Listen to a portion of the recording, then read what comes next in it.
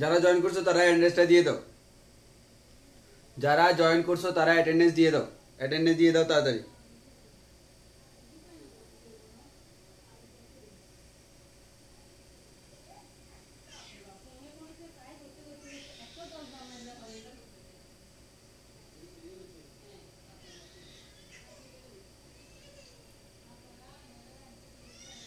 আচ্ছা তোমরা অ্যাটেন্ডেন্স দিতে থাকো, আমি কিছু লেখালেখি। আজকে আমরা চলতরিৎ শুরু করব, আমাদের চলতরিৎ শুরু করব। তো এর আগে আমরা শেষ করছিলাম দুইটা জিনিস, একটা হচ্ছে তাপগতিবিদ্যা ফুল কভার করা হয়েছে, আর স্থির তড়িতের আমাদের বেসিক অংশটা শেষ হয়েছে, গাণিতিক অংশ শেষ হয়নি। তো আমি চলতড়িৎ চ্যাপ্টারটা পুরোপুরি শেষ করানোর পর এরপর আমি আমাদের স্থির তড়িতের গাণিতিক অংশটা শেষ করাবো। কারণ তোমরা জানো ফিজিক্সের সবচেয়ে ইম্পর্টেন্ট জিনিস হচ্ছে ম্যাথমেটিক্যাল টার্মসগুলো, আর ম্যাথমেটিক্যাল টার্মসের জন্য তোমার বেসিকটা খুবই ক্লিয়ার থাকা লাগে। তোমার বেসিকে যদি কোনো ঝামেলা না থাকে ম্যাথমেটিক্যাল টার্মসগুলো একটু প্র্যাকটিস করলে হয়ে যায়। আর স্থির তড়িতের ক্ষেত্রে বিশেষ করে তোমার অন্যান্য অধ্যায়গুলোতে যেরকম শুধুমাত্র ফর্মুলা বসাইলেই আমার ম্যাথ হয়ে যায়, স্থির তড়িতে তেমন না। স্থির তড়িতে যে জিনিসটা সেটা হচ্ছে ম্যাথের আলাদা কনসেপ্ট আছে, এবং আমাদের ফিজিক্সে যে আমরা ফার্স্ট ইয়ারে ভেক্টর পড়ছিলাম ওই ভেক্টরের কনসেপ্টও আমাদের এখানে কাজে লাগে। তো ওভারঅল সবকিছু বিবেচনা করে আমরা একটা কথাই বলতে পারি, সেটা হচ্ছে স্থির তড়িতের যে কনসেপ্টগুলা, স্থির তড়িতের আমাদের ম্যাথমেটিক্যাল কনসেপ্টগুলোর জন্য আমাকে আলাদা করে বুঝাইতে হবে। আর আমরা যদি চলতড়িতের কথা বলি, চলতড়িৎ খুবই বড় একটা চ্যাপ্টার না, মোটামুটি ছোট আছে বলতে পারো, টপিকস কম। আর বিশেষ করে ম্যাক্সিমাম জিনিস তোমরা আগে থেকে জানো, যেমন আমাদের এখানেও এখনো ওহমের সূত্র, রোধের সূত্র, এই সূত্রগুলো আমাদের আছে যেগুলো তোমরা 9 10-এ পড়ে আসছো। তাও আমাদের যে আমাদের সুবিধার্থে আমরা এই জিনিসগুলো হালকা পাতলা ডিসকাশন করব। তো অর্থাৎ এক কথায় আমাদের ইন্টারমিডিয়েটের জন্য যা যা লাগবে সব কিছুই আমরা ডিসকাস করব। আর আমাদের এর বাইরে আমরা মোটামুটি বেসিক নিয়ে আমরা আগাবো। আর ওভারঅল এমনি বলতে গেলে আমাদের চলতড়িৎ চ্যাপ্টারটার মধ্যে কিন্তু টপিকস অন্যান্য চ্যাপ্টারগুলোর তুলনায় একটু কম। হ্যাঁ, এখানে ম্যাক্সিমাম জিনিস চলে গেছে আমার প্র্যাকটিক্যালে, যেমন তুমি লাস্টের দিকে দেখবা মিটার ব্রিজ, হুইটস্টোন ব্রিজ, আর আমাদের এরকম কিছু টার্ম আছে, ওই টার্মগুলো আমাদের বেসিকে লাগে না, ওগুলো শুধুমাত্র আমাদের প্র্যাকটিক্যালে লাগে। অর্থাৎ প্র্যাকটিক্যাল তোমরা যখন করতে যাবে তখন লাগবে। আর আমাদের বেসিক বা সৃজনশীলের জন্য, এমসিকিউর জন্য, জানার জন্য যা যা জানা দরকার তা আমরা বলবো। তো যদিও আমি যে বিশেষ করে দেখা যায় এই অধ্যায়ের প্র্যাকটিক্যালের যে অংশগুলা, যেমন মিটার ব্রিজ, হুইটস্টোন ব্রিজ, হ্যাঁ, এগুলো থেকেও কিন্তু মাঝে মধ্যে এমসিকিউতে প্রশ্ন দিয়ে দেয়।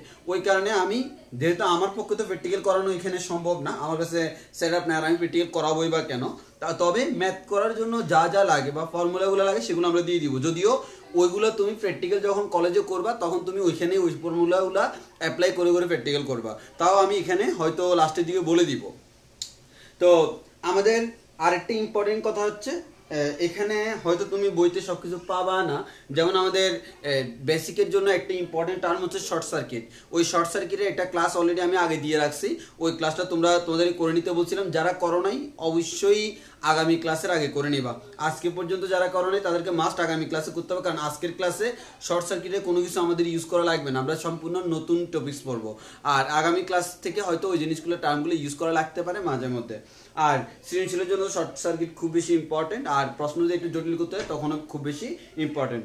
তো আমরা আমাদের কথা না বাড়ে আমরা দেখি কি পরিমাণ জয়েন করছে, এরপর আমরা আমাদের ক্লাস শুরু করে দিব।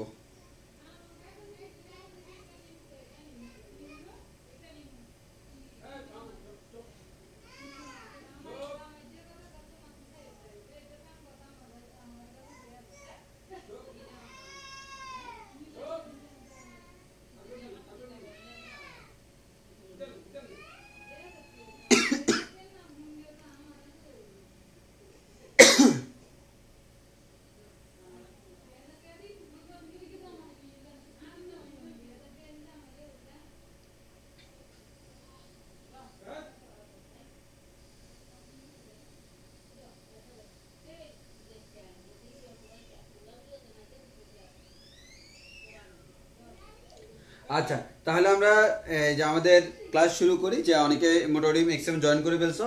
তাহলে আমাদের চলতরিতের আমরা একবারে বেসিক থেকেই শুরু করব, আর আজকে অনেকগুলো ম্যাথও করাবো। অর্থাৎ আজকে যে টপিকসগুলো পড়াবো তার উপর ডিপেন্ড করে অনেকগুলো ম্যাথ করানো যাবে। তো প্রথমে আমরা যেটা নিয়ে আলোচনা করব সেটা হচ্ছে রোধ। তো চলতড়িৎ অধ্যায়ের মধ্যে সবার প্রথমে আমি একটা ইম্পর্টেন্ট টার্ম নিয়ে আলোচনা করব, সেটা হচ্ছে আমাদের রোধ। তো রোধের ক্ষেত্রে আমরা একটু বলে রাখি যে প্রথমত আসো যে আমরা জানি আমাদের কোন একটা সার্কিটের মধ্যে, আগে আমি একটা জিনিস তোমাদের ক্লিয়ার করি, সেটা হচ্ছে আমাদের দিক নিয়ে সার্কিটের মধ্যে অনেকের মধ্যে একটা কনফিউশন থাকে, সেই কনফিউশনটা আমি একটু দূর করে ট্রাই করব। তো প্রথমত আসো আমি একটি বর্তনী অঙ্কন করি শুরুতে, যে আমাদের এখানে একটা রোধ আছে, এই রোধের মান মনে করো আর ওহম, আর এখানে আমি একটা ব্যাটারি লাগিয়ে দিলাম। এই ব্যাটারির যে ভোল্টেজ, ওই ভোল্টেজ হচ্ছে ভি, এবং আমরা জানি তড়িৎ প্রবাহ সবসময় ধনাত্মক প্রান্ত থেকে ঋণাত্মক প্রান্তের দিকে হয়। তাহলে ধনাত্মক প্রান্ত থেকে ঋণাত্মক প্রান্তের দিকে আমার তড়িৎ প্রবাহ হয় আই পরিমাণ। তো তড়িৎ প্রবাহ যদি আমার প্লাস থেকে মাইনাসের দিকে প্রবাহিত হয়, আর আমরা জানি ইলেকট্রনের যে প্রবাহ, এটা হচ্ছে তার ঠিক উল্টা দিকে, ইলেকট্রনের প্রবাহ তার ঠিক উল্টা দিকে। তো এখানে এসে অনেকে কনফিউশন হয়ে যায়, ভাইয়া আমাদের তড়িৎ প্রবাহ এবং ইলেকট্রনের দিক উল্টা কেন, আমি যদি একই দিকে দিই তাহলে ঝামেলা কিনা। আর একটা কথা অনেকেই বলে, ভাইয়া আমাদের যদি তড়িৎ প্রবাহ এবং ইলেকট্রনের দিক উল্টা হয় তাহলে ইলেকট্রনের প্রবাহকে আমরা তড়িৎ কেন বলি। তো আমরা এগুলো নিয়ে একটু ডিসকাস করব। তো সবাই একটু ভালো করে খেয়াল করি, আমরা শুরুতেই তোমাদেরকে এই জিনিসটা আমরা ক্লিয়ার করব। তড়িৎ বলতে আমরা কি বুঝি, তড়িৎ প্রবাহ, এই তড়িৎ প্রবাহ আই বলতে আমরা কি বুঝি, সেই জিনিসটা আমরা ডিসকাস করব। তাহলে তোমরা সবাই একটু ভালো করে খেয়াল করো। প্রথমত আসি যে আমাদের তড়িৎ প্রবাহ বলতে আমরা কি বুঝতেছি সেটা আমরা একটু দেখি। তো তড়িৎ প্রবাহের ডেফিনেশন যদি তোমাকে আমি দিতে যাই, তাহলে জিনিসটা হচ্ছে এরকম। আমাদের এখানে তো আমরা একটা রোধ দিলাম, আসলে তো এটা হচ্ছে রোধের সিম্বল, কিন্তু আমি যদি সিম্পল তোমাকে জিজ্ঞেস করি, ভাইয়া আমাদের রোধ বলতে তুমি কি বুঝতেছো, বা আমাদের রোধ কি কোথায় কাজ করতেছে, আমরা বলতে পারি সিম্পল একটা তারের মধ্যে।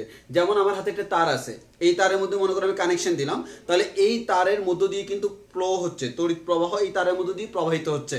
বাট এই তড়িৎ প্রবাহ জিনিসটাকে আমরা ওইভাবে না বলি, তড়িৎ প্রবাহ বলতে আমাদের প্রবাহ বলতে কি বোঝায় তার ডেফিনেশন দিয়ে আমরা স্টার্ট করব। তাহলে সবাই একটু ভালো করে খেয়াল করে দেখো, আমার এই যে তার সাধারণত কেমন হয়, এরকম বৃত্তাকার হয়। তাহলে আমি এরকম একটা তার এঁকে নিই, হ্যাঁ, তাহলে আমি এই তারের মনে করো এই তারের মধ্যে আমি কানেকশন দিলাম, তাহলে তড়িৎ প্রবাহিত হচ্ছে। তার এই একটুকু অংশ আমি কেটে নিলাম, কেটে নিলে মনে করো ওই অংশটা দেখতে, তাকে আমি জুম করলাম, জুম করলে দেখতে এরকম। এখন এটার মধ্যে কি হচ্ছে না হচ্ছে সেটা নিয়ে আমি একটু ডিসকাস করব। তাহলে একটু ভালো করে খেয়াল করো, আমি সেই জিনিসটা এখানে আঁকি, ওই তারের ওই অংশটা আমি এখানে আঁকলাম, ওই অংশটা আমরা এখানে আঁকলাম। তাহলে এটা হচ্ছে আমার তারের সেই কাঙ্ক্ষিত অংশটা। এবার আসো আমি এটাকে দুইবার আঁকবো, দুইবার আঁকার কারণ তোমরা একটু পরেই বুঝতে পারবা। তাহলে এটা হচ্ছে আমার সেই কাঙ্ক্ষিত তারটা, হ্যাঁ। এবার আসো, এবার আমি যদি বলি আমার তারের মধ্য দিয়ে যে প্রবাহিত হয়, কি প্রবাহিত হয়, প্রথমত আসি, আমরা জানি কোন একটা তারের মধ্য দিয়ে যে প্রবাহিত হয়, সব সময় তারের ভিতর দিয়ে প্রবাহিত হয় আধান। তাহলে আমরা বলতে পারি তারের মধ্যে কিসের প্রবাহ ঘটে, আধানের প্রবাহ। আমি আবারও বলতেছি, কোন একটা তার, আমি কোন একটা তার নিলাম, এই তারের মধ্যে, তারকে যদি আমি ব্যাটারির সাথে কানেক্ট করে দিই, তাহলে এই তারের মধ্যে কিসের প্রবাহ বলতো, এই তারের মধ্যে যার প্রবাহ হবে সেটা হচ্ছে কি, আধানের প্রবাহ। কিসের প্রবাহ, আধানের প্রবাহ। এখন আসি আধানের প্রবাহ যদি বলি, আধান কি সেটা তোমরা স্থির তড়িতেই জানছো। এবার আসো, আমি তারের মধ্যে দিয়ে প্রবাহ বলতে আমি কার প্রবাহ বুঝি, আধানের প্রবাহ। এবার আসো এই আধানটাকে আবার আমরা দুইটা ভাগে ভাগ করতে পারি, একটা হচ্ছে ধনাত্মক আধান পজিটিভ, আর একটা হচ্ছে আমার ঋণাত্মক আধান নেগেটিভ। তাহলে আমরা বলতে পারি আমাদের কোন একটা তার, এই তারের মধ্যে দিয়ে আমি যদি কোন একটা ব্যাটারির সাথে কানেক্ট করে দিই, তাহলে তারের মধ্যে আলটিমেটলি প্রবাহ হয় কার, তারের মধ্যে আলটিমেটলি আধানের প্রবাহ হয়। আর আধানের প্রবাহ যদি হয়, এই আধান আবার দুই ধরনের হয়, একটা হচ্ছে ধনাত্মক আধান আর একটা হচ্ছে ঋণাত্মক আধান। আর এই ঋণাত্মক আধানটাকে আমরা সাধারণত কি বলি, ইলেকট্রন বলি। এই ঋণাত্মক আধানটাকে আমরা কি বলি, ইলেকট্রন বলি। তাহলে এই ধনাত্মক আধানটাকে আমরা আবার অনেক সময় প্রোটন বলি। তাহলে আমাদের ধনাত্মক আধান আর ঋণাত্মক আধান আমরা পাইলাম। এখন আমরা একটা কথা বলতে পারি, আমাদের একটু আমরা স্থির তড়িৎ যদি তোমরা পড়ে থাকো, তোমরা খুব ভালো করেই জানো, আমাদের কোন একটা জায়গা থেকে মনে করো এই দিক থেকে এই দিকে আমার ধনাত্মক আধান প্রবাহিত হচ্ছে, এই দিক থেকে এইদিকে পজিটিভ আধান যাচ্ছে বলা যে কথা, এই দিক থেকে এইদিকে নেগেটিভ যাচ্ছে বলাও কি সেম কথা। অর্থাৎ ধনাত্মক আধান, আমাদের ধনাত্মক আধান সবসময়, এটা যদি আমার উচ্চ বিভব হয়, আর এটা যদি নিম্ন বিভব হয় তাহলে ধনাত্মক আধান সবসময় উচ্চ বিভব থেকে নিম্ন বিভবের দিকে যায়, আর ঋণাত্মক আধান নিম্ন বিভব থেকে উচ্চ বিভবের দিকে আসে। তাহলে আমি আবারও বলতেছি, ধনাত্মক আধান উচ্চ বিভব থেকে নিম্ন বিভবের দিকে যায়, আর ঋণাত্মক আধান নিম্ন বিভব থেকে উচ্চ বিভবের দিকে আসে। আমি আবার বলতেছি, এটা কিন্তু আমরা চিত্রিত বলছিলাম, যারা ক্লাস করে নাই করে নিবা। আমাদের উচ্চ বিভব থেকে নিম্ন বিভবের দিকে যায় ধনাত্মক আধান, এটা বলা যে কথা, নিম্ন বিভব থেকে উচ্চ বিভব যায় ঋণাত্মক আধান, সেটা বলা সেম কথা। আলটিমেটলি এই দুইটা কাজকে আমরা সেম তুলনা করতে পারি, কারণ আলটিমেটলি ধনাত্মক আধান এদিকে যাচ্ছে মানে এটার বিভব কমতেছে, এটার বিভব বাড়তেছে, আর ঋণাত্মক আধান এদিকে যাচ্ছে মানে সেম কথা, এটার বিভব কমতেছে, এটার বিভব বাড়তেছে। কারণ আমরা জানি যত বেশি পজিটিভ তত বেশি হায়ার বিভব, আর যত বেশি নেগেটিভ তত আমাদের বেশি লোয়ার বিভব, মানে লো ভোল্টেজ। তাহলে আমরা এই জিনিসগুলো বলতে পারি। তাহলে আমি এখানে ধরে নিলাম এই চিত্রে ধরে নিলাম ধনাত্মক আধানগুলা এদিকে প্রবাহিত হচ্ছে, এখানে ধরে নিলাম ধনাত্মক আধানগুলা এদিকে প্রবাহিত হচ্ছে। তাহলে আমি এখানে ধরতে পারবো ঠিক সেম জিনিসটা আমরা এখানে ধরতে পারবো, ঋণাত্মক আধানগুলা এদিকে প্রবাহিত হচ্ছে, ঋণাত্মক আধানগুলা এদিকে প্রবাহিত হচ্ছে। তাহলে আমি দেখলাম কোন একটা তার, এই তারের মধ্যে কানেকশন দেওয়ার ফলে আমার কিসের প্রবাহ হয়? আধানের প্রবাহ। সেই আধানের প্রবাহটাকে ধনাত্মক আধানের প্রবাহ বলতে পারি, ঋণাত্মক আধানের প্রবাহ আমরা বলতে পারি। এখন ধনাত্মক আধানের প্রবাহ, ধনাত্মক আধানের যে প্রবাহ, সেই প্রবাহটা যেদিকে, ঋণাত্মক আধানের প্রবাহটা তার ঠিক উল্টা দিকে, এটা আমরা জানি। তাহলে আমরা সাপোজ জাস্ট এটা ধরে নিলাম, এই দিকে হচ্ছে আমার উচ্চ বিভব, আর এই সাইডটা হচ্ছে আমাদের নিম্ন বিভব। তাহলে উচ্চ বিভব থেকে নিম্ন বিভব দিকে ধনাত্মক আধান যাচ্ছে, আর নিম্ন বিভব থেকে উচ্চ বিভব দিকে, নিম্ন বিভব থেকে উচ্চ বিভব দিকে ঋণাত্মক আধান আসতেছে। তাহলে আমি আশা করি বুঝাইতে পারছি, এটা আর কিছুই না, এটা হচ্ছে আমার একটা তার, ওই তারের অর্থাৎ তারের মধ্যে দিয়ে প্রবাহিত হচ্ছে, তারের কিছুটা অংশ আমি এখানে দেখাচ্ছি। ওই তারের অংশটার মধ্যে আমি যে জিনিসটা দেখতেছি সেটা হচ্ছে উচ্চ বিভব থেকে নিম্ন বিভবের দিকে ধনাত্মক আধান প্রবাহিত হচ্ছে, আর নিম্ন বিভব থেকে উচ্চ বিভবের দিকে আমাদের ঋণাত্মক আধান প্রবাহিত হচ্ছে। এই যে আমার আধান প্রবাহিত হচ্ছে, এই আধানের কি পরিমাণ আধান প্রবাহিত হচ্ছে, এই আধানের যে পরিমাপ, তাহলে আমরা আধানের যে পরিমাপ তাকে আমরা প্রকাশ করি কিউ দ্বারা। আমি এই চিত্রটা মুছে ফেলি, পরে আমি আবার আঁকবো। তাহলে আমি একটু জায়গার জন্য এটা মুছে ফেলতেছি। তাহলে আমি এখানে যে জিনিসটা দেখলাম, এখন আমি বললাম কি, আমি প্রথম পয়েন্টটা বলবো কোন একটা তারের মধ্যে দিয়ে কিসের প্রবাহ হয়? আধানের প্রবাহ হয়। তাহলে আমার যে প্রবাহটা আমরা পাই, ওই প্রবাহটা হচ্ছে কি? ওই প্রবাহটা হচ্ছে আমাদের আধানের প্রবাহ, তাহলে প্রবাহটা হচ্ছে আধানের প্রবাহ। এবার এই আধানের প্রবাহটা, এই আধানের যে প্রবাহ, সেই আধানটাকে আমরা দুইটা ভাগে ক্লাসিফাই করতে পারতেছি, একটা হচ্ছে ধনাত্মক আর একটা হচ্ছে ঋণাত্মক, যেটা আমরা জানি। এখন একটু খেয়াল করে দেখো, আমার যে আধানের প্রবাহটা আমি এখানে ধরে নিলাম, এই যে আমার এখানে এই তারের মধ্য দিয়ে একটা আধান, আমাদের আধানগুলো পাস করতেছে না। ফর এক্সাম্পল, আমি তারের মধ্যে একটা তারের প্রস্থ বরাবর কাটি, এটাকে আমরা বলি প্রস্থচ্ছেদ। তোমরা প্রস্থচ্ছেদ বলতে আসলে কি বোঝায় তো আমি জানি না, তোমরা আসলে প্রপারলি বুঝো কিনা। আমি তোমাকে বলি প্রস্থচ্ছেদ বলতে কি বোঝায়। For example, this is a fan. এই ফ্যানটাকে আমি যদি বলি এটা তার দৈর্ঘ্য, এটা তার প্রস্থ, আর তুই প্রস্থ বরাবর যদি কেটে দাও, তাহলে আমি কি করতেছি? প্রস্থ বরাবর ছেদ করতেছি। তাহলে আমি প্রস্থ বরাবর কেটে তাকে আমি কেটে দুই ভাগে ভাগ করব। তাহলে এই প্রস্থ বরাবর কেটে তুমি দুই ভাগে ভাগ করলে, ফর এক্সাম্পল আমি ধরে নিলাম এই দুইটা লাগানো আছে, এখন আমি প্রস্থ বরাবর কেটে যখন করলাম, এই যে দেখো প্রস্থচ্ছেদ হয়ে গেল। এই প্রস্থচ্ছেদ হইলে এটা দেখতে কেমন? সার্কুলার না বা বৃত্তাকার না? এটা হচ্ছে এই ক্ষেত্রফলটাকে আমরা বলি, এই ক্ষেত্রফলটা, এটাকে আমরা বলি প্রস্থচ্ছেদের ক্ষেত্রফল। তাহলে একটু খেয়াল করে দেখি, আমার এখানে এই যে মাঝখানে আমার এই এরিয়াটাকে আমরা বলতেছি আমার প্রস্থচ্ছেদের ক্ষেত্রফল, মানে তাকে প্রস্থচ্ছেদ বরাবর কাটলে এই প্রস্থচ্ছেদের ক্ষেত্রফল। তাহলে আমার যে প্রস্থচ্ছেদের ক্ষেত্রফল, তাহলে আমি এখান থেকে তোমাকে বলে দিলাম আমার যে প্রস্থচ্ছেদের ক্ষেত্রফল, প্রস্থচ্ছেদের যে ক্ষেত্রফল, ওই ক্ষেত্রফলটাকে আমরা নামকরণ করলাম এ দ্বারা। তাহলে আমরা এ দ্বারা কি মিন করি? এ মিন্স প্রস্থচ্ছেদের ক্ষেত্রফল, তার প্রস্থচ্ছেদের ক্ষেত্রফলটাকে আমি নামকরণ করতেছি এ দ্বারা। ওকে, দেন আমাদের প্রস্থচ্ছেদের ক্ষেত্রফল গেল। এবার আসি, এই প্রস্থচ্ছেদের ক্ষেত্রফলের মধ্য দিয়ে কে যায়? আধান যায়, হোক সেটা পজিটিভ হোক সেটা নেগেটিভ, বাট তার নাম কি? আধান। তাহলে আমরা বলতে পারি কি পরিমাণ আধান গেল।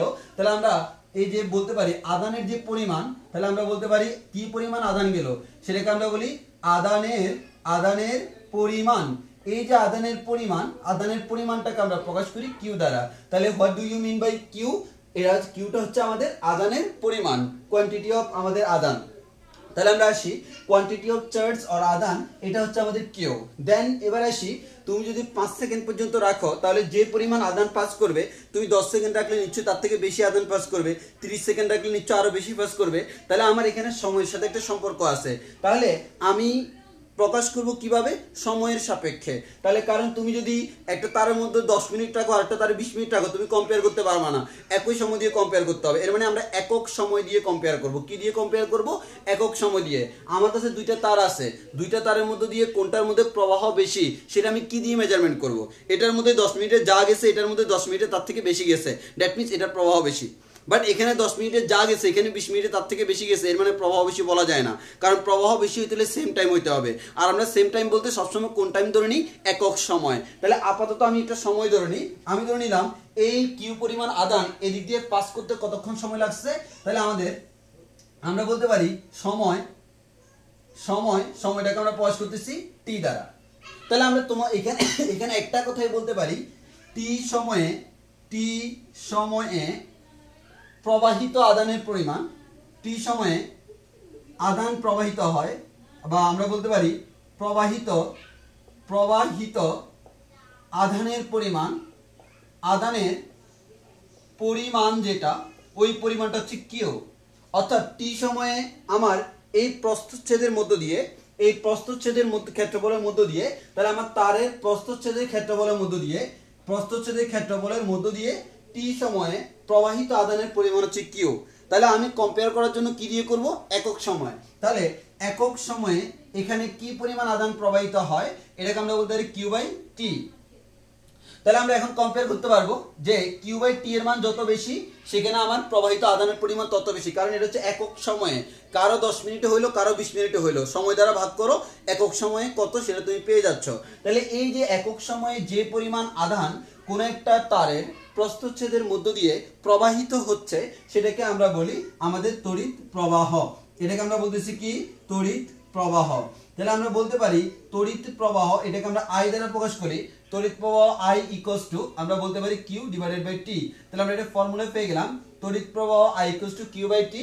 অনেকে এটাকে সুবিধার জন্য এভাবে লেখে কিউ ইকুয়ালস টু হচ্ছে আই টি। এর মানে আমরা বলতে পারি আমাদের যে পরিমাণ আদান প্রবাহিত হয় তাকে যদি ওই সময় দ্বারা ভাগ করি, যেটা পাই সেটা হচ্ছে তড়িৎ প্রবাহ। আর এই তড়িৎ প্রবাহ কিন্তু একক সময়ে প্রবাহিত আদানের পরিমাণ, হোক সেটা ধনাত্মক হোক সেটা ঋণাত্মক। তাহলে আমাদের এটা হচ্ছে কি? তড়িৎ প্রবাহ। এবার আসো, তাহলে আমরা জেনে গেলাম তড়িৎ প্রবাহ কি জিনিস। এখন আসো, তড়িৎ প্রবাহ যখন আমরা জেনে গেলাম তাহলে তড়িৎ প্রবাহ আমাদের জানা শেষ। এখন আসি এখানে এবার বলতে পারি আই মানে কি বলতো? একক সময়ে প্রবাহিত আদান। এই একক সময়টাকে টোটাল সময় দ্বারা গুণ করলে কি পাবো? টোটাল আদান, এই সেটাই পাচ্ছি কিউ ইকুয়ালস টু আইটি। তাহলে আমরা দুইটা ফর্মুলা মনে রাখতে পারি, আসলে ফর্মুলা একটাই, I equals to Q by T ও কিউ ইকুয়ালস টু আইটি। তোমার যেটা ইচ্ছে তুমি সেটা মনে রাখিও।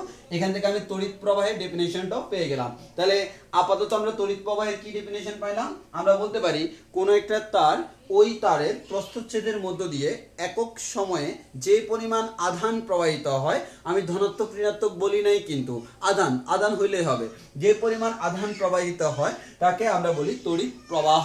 এই তড়িৎ প্রবাহের ডেফিনেশনটা তোমার অনেক সময় জানা লাগে। তাহলে আমি আবারও বলতেছি, কোন একটা তারের প্রস্থচ্ছেদের ক্ষেত্রফলের মধ্য দিয়ে একক সময়ে যে পরিমাণ আধান প্রবাহিত হচ্ছে তাকে আমরা বলি তড়িৎ প্রবাহ। তাহলে আমাদের তড়িৎ প্রবাহের ডেফিনেশন জানা শেষ। আমি একটু ছবি তুলে নিই। তাহলে আমরা প্রথমত জেনে গেলাম তড়িৎ প্রবাহ কি জিনিস। ওকে, এবার তাহলে আমি আর একটু সামনের দিকে প্রসিড করি। সামনের দিকে প্রসিড করলে আমরা আরো অনেক কিছু জানতে পারবো।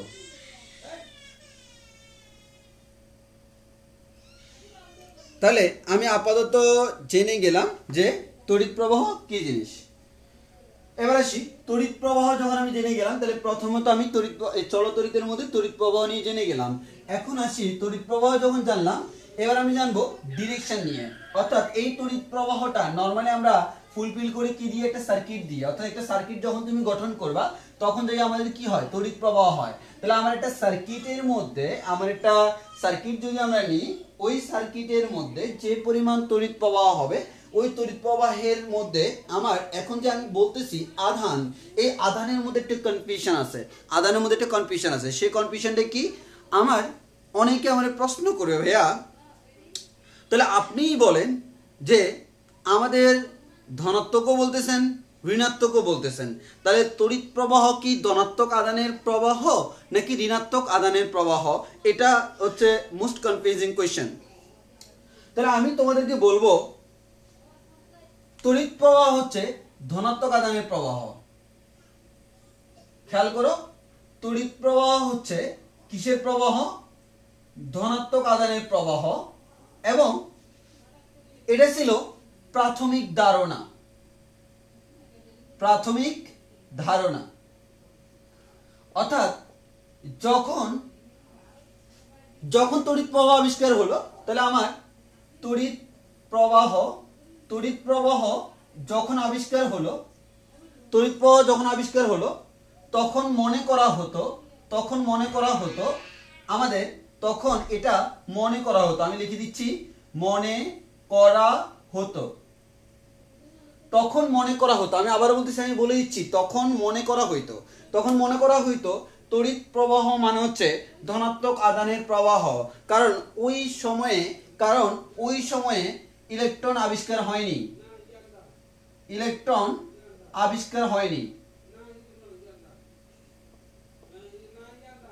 তাহলে এবার তুমি আমাকে বলতে পারবে কিসের প্রবাহ, সুদা হিসেব ধনাত্মক আধানের প্রবাহ। কেন?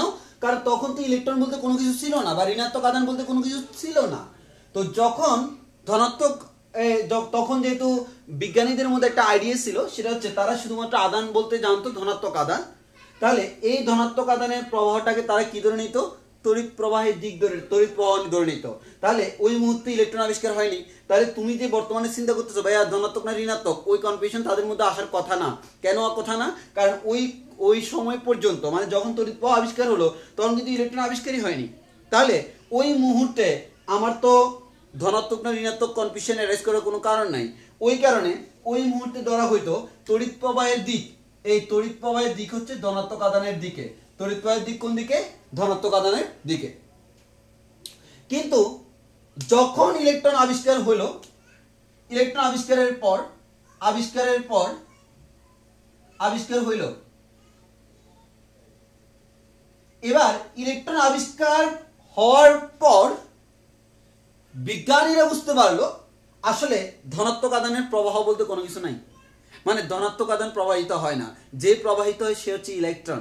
অর্থাৎ ইলেকট্রন প্রবাহিত হয়, আর ইলেকট্রন কোন একটা জায়গায় ইলেকট্রনের চাহিদা বা ইলেকট্রন না থাকা, এই না থাকাটাকে আমরা ধনাত্মক বলি। মানে কোন একটা জায়গায় ইলেকট্রনের ঘনত্ব যত কমতেছে সেটাকে আমি তত বেশি ধনাত্মক ধরি, এভাবে আমরা চিন্তা করি। তাহলে আলটিমেটলি আমাদের এই যে কার্যকলাপগুলো হচ্ছে সেটা কি ধনাত্মকের জন্য হচ্ছে না। বিজ্ঞানীরা তখন বুঝলো, যখন ইলেকট্রন আবিষ্কার হলো তখন বিজ্ঞানীরা বুঝলো এই যে তড়িৎ প্রবাহ, এই তড়িৎ প্রবাহ হয় প্রকৃতপক্ষে কার কারণে? ইলেকট্রন এর কারণে। তাহলে আমরা বলতে পারি তড়িৎ প্রবাহ হওয়ার প্রকৃত কারণকে ইলেকট্রন। যখন এটা মনে করা হতো, তাহলে আমাদের এটা হচ্ছে ইলেকট্রন আবিষ্কার হওয়ার পর, এর মানে মোস্ট আপডেটেড নিউজ। তাহলে এখন দেখতে পাচ্ছি আমার ইলেকট্রনগুলো কোন দিক থেকে কোন দিকে যায়, ইলেকট্রনগুলো আমার মনে করে এইদিকে গেল। তাহলে আগের মত অনুযায়ী তড়িৎ প্রবাহ কোন দিকে হওয়া উচিত? আগের মত অনুযায়ী তড়িৎ প্রবাহ হওয়া উচিত এই দিকে, আর বর্তমান মত অনুযায়ী তড়িৎ প্রবাহ হওয়া উচিত কোন দিকে? উল্টা দিকে। কারণ যেহেতু তড়িৎ প্রবাহটা হচ্ছে ইলেকট্রনের কারণে, তাহলে আমার মনে প্রশ্ন আসতেই পারে, আমি আগে ধরে নিয়েছিলাম তড়িৎ প্রবাহ ধনাত্মক আধানের প্রবাহ, ওই কারণে ধনাত্মক আধানের দিকটাকে তড়িৎ প্রবাহের দিক ধরে নিছি। বাট বর্তমানে আমার প্রশ্ন হচ্ছে তড়িৎ প্রবাহ যেহেতু আসলে প্রকৃতপক্ষে ঋণাত্মক আধান বা ইলেকট্রনের প্রল, তাহলে ইলেকট্রনের দিকেই তো তার দিক হওয়া উচিত। হ্যাঁ, আমিও তোমার সাথে একমত, তড়িৎ প্রবাহের দিকটা ইলেকট্রনের দিকে হওয়া উচিত। কিন্তু যখন এই নিউজটা বিজ্ঞানীরা পাইলো বা উনারা এটা আমাদের ধরে নিল, তখন দেখা গেছে এই তড়িৎ নিয়ে অনেক ধরনের বড় বড় তত্ত্ব আবিষ্কার হয়ে গেছে, এবং ওই তত্ত্বগুলোতে তড়িৎ প্রবাহের দিক কোন দিকে ধরা হয়েছিল? ধনাত্মক আধানের দিকে। এখন যদি আইসা তড়িৎ প্রবাহের দিক ঋণাত্মকের দিকে ধরা হয়, তাহলে আগে এই পর্যন্ত যতগুলো আবিষ্কার হলো সবগুলো আবিষ্কারকে কি করতে হবে, আবার পরিবর্তন করতে হবে। তোমরা জানো কিনা জানি না, বিজ্ঞানীরা কোনো কিছু একটা আবিষ্কার করলে সেটা কিন্তু আমাদের এই যে তোমার আমাদের একটা সংস্থার মাধ্যমে সেটা আবার পাবলিশ করা হয়, পাবলিশ করে তারপর ধাপে ধাপে এগুলো আসে, তাহলে পুরো ধাপটাকে পরিবর্তন করতে হবে। ওই কারণে এবার বিজ্ঞানীরা চিন্তা করলো, আচ্ছা কোনোভাবে যদি আমি চিন্তা করি, হ্যাঁ আমি জানি এটা ইলেকট্রনের প্রবাহ, কিন্তু ওনারা বিভিন্ন হিসাব নিকাশ করে দেখলো আমি যদি ইলেকট্রনের প্রবাহ, আমি জানি যে তড়িৎ প্রবাহ মানে ইলেকট্রনের প্রবাহ, কিন্তু আমি তড়িৎ প্রবাহের ডিরেকশন যদি আগের মতো রাখি তাহলে আমার ক্যালকুলেশনে কোনো সমস্যা হচ্ছে না। অর্থাৎ তড়িৎ প্রবাহ আগের মতো থাকুক, তাও কিন্তু আমার সব হিসাব নিকাশ সেম, নতুন করে করলেও তাও সেম। এর মানে আমি নতুন করে করলে উল্টা ঝামেলা হচ্ছে, আগের করে চেঞ্জ করা লাগবে। তাহলে এর থেকে ভালো হচ্ছে আমরা এখন একটা কাজ করি, আমরা মুখে বলবো তড়িৎ প্রবাহ মানে হচ্ছে ইলেকট্রনের প্রবাহ, কিন্তু দিকটা আমি আগের মতোই রাখি। তাহলে বলো তো এবার তড়িৎ প্রবাহের দিক কোন দিকে, ইলেকট্রনের বিপরীত দিকে। ওই কারণে আমরা বলি তড়িৎ প্রবাহ যেদিকে ইলেকট্রনের দিক তার উল্টা দিকে। তাহলে আমরা এখন যদি আমাকে একটা সার্কিট বলা হয়, যে আমরা একটা বর্তনী নিলাম, এটা হচ্ছে আমার একটা বর্তনী, এই বর্তনীর মধ্যে তোমরা একটু ভালো করে খেয়াল করো, এটা রোধ হচ্ছে আর, এটা যদি রোধ আমাদের আর হয় আর এটার ভোল্টেজ যদি বি হয়, আর এখানে এবার একটু খেয়াল করে দেখো, আমার এই কোষের আমাদের বড় প্রান্তটাকে আমরা বলি প্লাস, ছোট প্রান্তটাকে বলি মাইনাস। এর মানে এটা হচ্ছে উচ্চ বিভব, এটা হচ্ছে নিম্ন বিভব। তাহলে বলো তো তড়িৎ প্রবাহের দিক আলটিমেটলি কোন দিকে রাখা হয়েছে, ধনাত্মকের দিকে, এর মানে উচ্চ থেকে নিম্ন। তাহলে উচ্চ বিভব থেকে নিম্ন বিভবের দিকে এটা কার প্রবাহ, তড়িৎ প্রবাহ। আর ইলেকট্রনের দিকটা কোন দিকে, তার ঠিক উল্টা দিকে, ইলেকট্রন আসে নিম্ন থেকে উচ্চ, তাহলে এই নিম্ন থেকে উচ্চ এর যে ডিরেকশন সেটা হচ্ছে কার ডিরেকশন, ইলেকট্রনের ডিরেকশন। তাহলে আমরা বলতে পারি তড়িৎ প্রবাহ যেদিকে, ইলেকট্রনের ডিরেকশন তার ঠিক উল্টা দিকে। আমি আবারও বলতেছি তড়িৎ প্রবাহ যেদিকে, ইলেকট্রনের ডিরেকশনটা তার ঠিক উল্টা দিকে, অর্থাৎ ইলেকট্রন তড়িৎ প্রবাহের বিপরীত দিকে হয়। তাহলে অলরেডি আমরা বুঝে গেছি যে তড়িৎ প্রবাহ এর যে দিক, এই দিক নিয়ে অনেকে একটু কনফিউজ থাকে। আশা করি এখন থেকে সে কনফিউশনের কোনো কারণ নাই। তাহলে তুমি ধরে নিবা আমার তড়িৎ প্রবাহ কার কারণে হয়, ইলেকট্রনের কারণে, এবং ওই তড়িৎ প্রবাহ ইলেকট্রনের কারণে হইলেও তড়িৎ প্রবাহের দিক কার দিকে, ইলেকট্রনের ঠিক বিপরীত দিকে। এবার আমরা আসি, এই যে আমার তড়িৎ প্রবাহ, এই তড়িৎ প্রবাহ কি রাশি, আমাদের অনেকের মধ্যে কনফিউশন থাকে, ভাইয়া এই তড়িৎ প্রবাহটা কি রাশি, এই তড়িৎ প্রবাহ যে আই, এই আই কি স্কেলার রাশি নাকি ভেক্টর রাশি? আমি আনসার দিয়ে দিই, তড়িৎ প্রবাহ আই একটি স্কেলার রাশি, আই একটি কি রাশি, স্কেলার রাশি। আমি যখনই এই কথাটা বলবো একদল লোক চিল্লাইয়া বলবে, ভাই আপনি তো একটু আগে বললেন তড়িৎ প্রবাহ এই দিকে এই দিকে এই দিকে দিকে দিকে দিকে, এর মানে তড়িৎ প্রবাহের দিক আছে। তাহলে আপনার কথা হলো তড়িৎ প্রবাহের দিক আছে, কিন্তু আমরা তো জানি আবার তড়িৎ প্রবাহের তো মান তো আছেই স্বাভাবিক, তড়িৎ প্রবাহের একক হচ্ছে অ্যাম্পিয়ার, তাহলে তড়িৎ প্রবাহের মানও আছে, দিকও আছে, সেটা কি ভেক্টর রাশি নয় কি? না ভাইয়া, আমরা তড়িৎ প্রবাহের দিক আমি তড়িৎ প্রবাহের দিকটা যদি ফিক্সড করতে পারতাম, এটা নির্দিষ্ট সুনির্দিষ্ট দিক থাকতো, তখন আমি বলতে পারতাম আমার তড়িৎ প্রবাহটি ভেক্টর রাশি। যেমন একটা ফোর্স ক্রিয়েট করতেছি, হ্যাঁ একটা ফোর্স ক্রিয়েট করতেছি, তাহলে আমরা সেটা বলতেছি ফোর্সটা একটা নির্দিষ্ট ডিরেকশনে, কিন্তু তড়িৎ প্রবাহটা কিন্তু তার উপর ডিপেন্ড করে না। আমার একটা তার, এই তার যদি এরকম আঁকা বাঁকা থাকে, তোমার কি মনে হয় তড়িৎ প্রবাহ নির্দিষ্ট ডিরেকশন আছে? না, এই তারে এখানে এদিক দিয়ে যাচ্ছে, এদিকে এদিকে এদিকে এদিকে, মানে ইচ্ছা মতো তুমি তারটাকে আঁকা বাঁকা দিলে চেঞ্জ হয়ে যাচ্ছে। কিন্তু ভেক্টর তো এরকম না, ভেক্টরের সুনির্দিষ্ট দিক থাকবে। ওই কারণে আমরা বলি, আমরা জাস্ট সার্কিটে বলতেছি, আমরা এখানে তড়িৎ প্রবাহের দিক বলতে আমরা কি মিন করতেছি, আলটিমেটলি আমার পজিটিভ আধানগুলা বা ইলেকট্রনের বিপরীত দিক কোনটা, ইলেকট্রনগুলো যেদিকে পাস করে তার বিপরীত দিকটা। তাহলে আমাদের এখানে কিন্তু এটা ভেক্টর রাশি নির্দেশ করার জন্য ওই দিক না, কিন্তু ওই কারণে আমরা বলবো তড়িৎ প্রবাহ একটা কি রাশি, ভেক্টর রাশি। আবার বলতেছি তড়িৎ প্রবাহ একটা কি রাশি, তড়িৎ প্রবাহ একটি স্কেলার রাশি, তড়িৎ প্রবাহ একটি কি রাশি, স্কেলার রাশি। তার মান আছে কিন্তু কোনো দিক, সুনির্দিষ্ট দিক নাই, তবে আমরা সার্কিটে আমরা এটার একটা দিক নির্দেশ করি, সেটা আমাদের সুবিধার্থে। এবার আসো, আমি যে বললাম এই যে আমার তড়িৎ প্রবাহ, সেটার ক্ষেত্রে তুমি একটু খেয়াল করে দেখো তো, এই তড়িৎ প্রবাহ হয় কোথায় বলো তো? এই তড়িৎ প্রবাহটা কিন্তু আমার তার যে প্রস্থচ্ছেদের ক্ষেত্রফল, তারের এই প্রস্থচ্ছেদের ক্ষেত্রফল পুরো এর মধ্যে হয়, তাই না? তাহলে এই ক্ষেত্রফলে যেটা যায় সেটাকে আমরা বলতেছি তড়িৎ প্রবাহ। তাহলে আমি যদি বলি আমার এই ক্ষেত্রফলে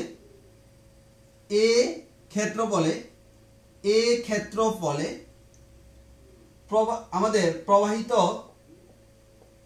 প্রবাহিত হয় আই, তাহলে একক ক্ষেত্রফলে কি পরিমাণ তড়িৎ প্রবাহিত হয়, আই ডিভাইডেড বাই এ। এর মানে একক ক্ষেত্রফলে যে পরিমাণ তড়িৎ প্রবাহিত হয় তাকে আমরা নতুন একটা নাম দিই, তাকে আমরা নাম দিই প্রবাহ ঘনত্ব। যদি এটা আমরা পরে আরো এক্সট্রা করে পড়বো, আপাতত এতটুকু জানি প্রবাহ ঘনত্ব। অর্থাৎ তুমি যখন একক ক্ষেত্রফল নিয়ে চিন্তা করতে হবে তখন তুমি তার কি পরিমাণ, অর্থাৎ কতটুকু অংশের মধ্যে, একক অংশের মধ্যে কি পরিমাণ যাচ্ছে, একক অংশের মধ্যে যত বেশি যাবে তার ডেনসিটি বা ঘনত্ব তত বাড়বে। তাহলে একক ক্ষেত্রফল দিয়ে আমরা ডেনসিটি বা ঘনত্ব মেজারমেন্ট করতেছি। এই প্রবাহ ঘনত্ব যে ইকুয়ালস টু হচ্ছে আমার I ডিভাইডেড বাই A।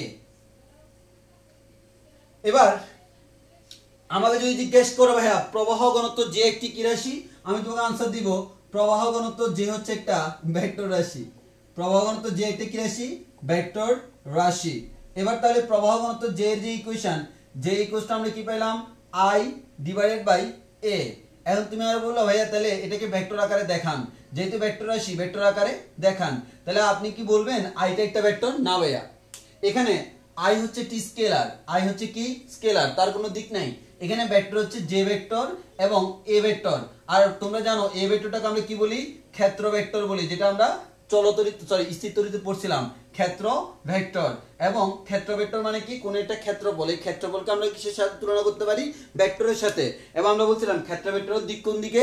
মনে করো এটা আমার একটা ক্ষেত্র বা তল, এই তলের ক্ষেত্রফলটা হচ্ছে এ, তার দিক কোন দিকে? এই তলের ঠিক লম্ব দিকে। কোন একটা তলের ঠিক লম্ব দিকে হচ্ছে ক্ষেত্র ভেক্টরের দিক। তাহলে আমরা বলতে পারি ক্ষেত্রফল নরমালি বললে সেটা হচ্ছে একটি স্কেলার রাশি, কিন্তু তার দিক সহ বিবেচনা করলে সেটা হচ্ছে ভেক্টর রাশি, যাকে আমরা নাম দিই কি? ক্ষেত্র ভেক্টর। এই ক্ষেত্র ভেক্টরটাকে আমরা বলতে পারি এ ভেক্টর। তখন আমরা বলতে পারি J vector equals to I divide by A vector. তাহলে আমরা কিন্তু দুইটা জিনিস পেলাম, একটা হচ্ছে তড়িৎ প্রবাহ আর একটা হচ্ছে একক ক্ষেত্রফলে তড়িৎ প্রবাহ। একক ক্ষেত্রফলে যে পরিমাণ তড়িৎ প্রবাহ হয় তাকে আমরা বলি প্রবাহ ঘনত্ব।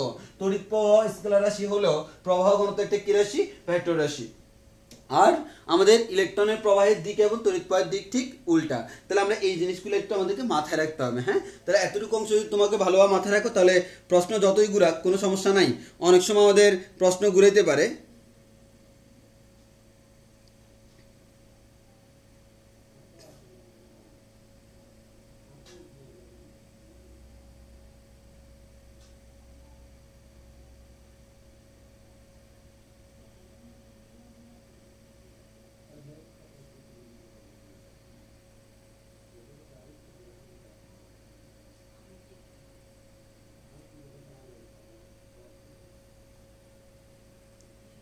আচ্ছা, অনেকে বলতেছে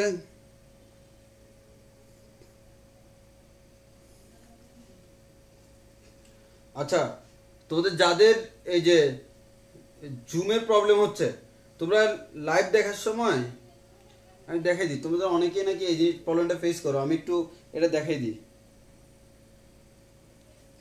দেখো তোমাদের যে লাইভটা হবে না, লাইভটা তুমি ওপেন করার পর অটো রোটেশন দিয়ে না করে তুমি ডাইরেক্ট এখান থেকেই ফুল স্ক্রিন করবা। অর্থাৎ এই যে এখান থেকে যদি ফুল স্ক্রিন করো, এখান থেকে ফুল স্ক্রিন করলে তখন অটোমেটিক তুমি এটা সুন্দরভাবে দেখতে পাবা। তো যারা অটো রোটেশনের কারণে অনেকের এই ঝামেলাটা হয়, এই ঝামেলার কারণে অনেকে জুম হয়ে যায়, এটা হচ্ছে তোমার ঝামেলা। তুমি ওই যে ওইখান থেকে যদি জুম করো, এটা দিয়ে যদি জুম করো, এটা দিয়ে জুম আউট করো, তখন এই প্রবলেমটা হবে না। হ্যাঁ, আর ফোনের অটো রোটেশনটা অফ রাখলেও এই সমস্যাটা দূর হবে। তো এটা একটু সবাই দেখিও, অনেকে নাকি এই প্রবলেম ফেস করতেছে, ওই জন্য বলেই দিলাম। মেসেঞ্জার গ্রুপে দেখি সবাই অ্যাক্টিভ, যে পরিমাণ মেসেজ দিচ্ছ।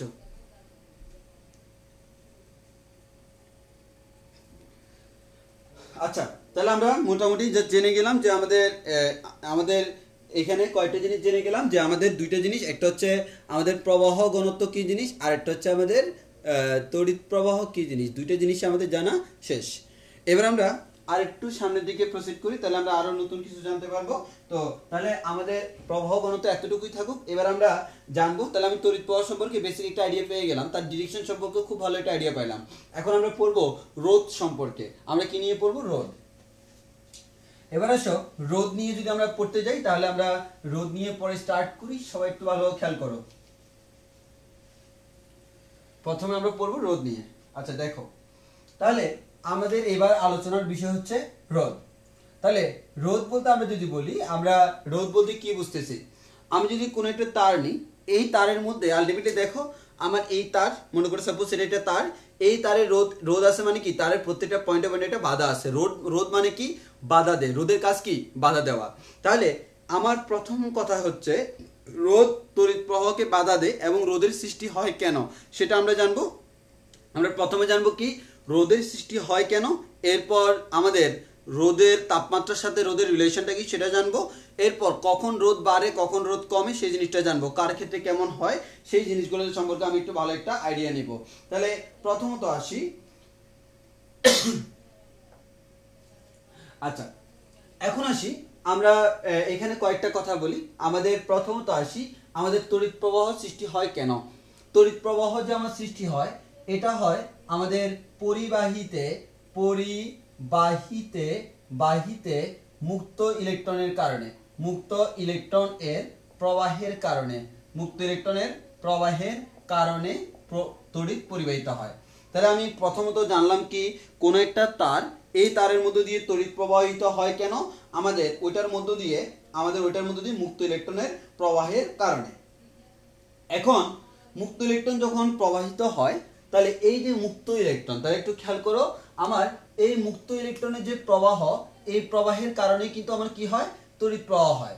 তাহলে আমি যা দেখতেছি আমার এটা একটা মনে করো তার, এই তারের মধ্য দিয়ে অনেকগুলো মুক্ত ইলেকট্রন পাস করতেছে, তারের মধ্য দিয়ে যদি মুক্ত ইলেকট্রন পাস করে, এই মুক্ত ইলেকট্রন যত বেশি পাস করবে আমরা বলবো তড়িৎ প্রবাহ তত বেশি, আর তড়িৎ প্রবাহ ডিরেকশনটা তার ঠিক উল্টা দিকে। এবার আসো তাহলে আমি তারের মধ্য দিয়ে মুক্ত ইলেকট্রনের দিকটা পাইলাম।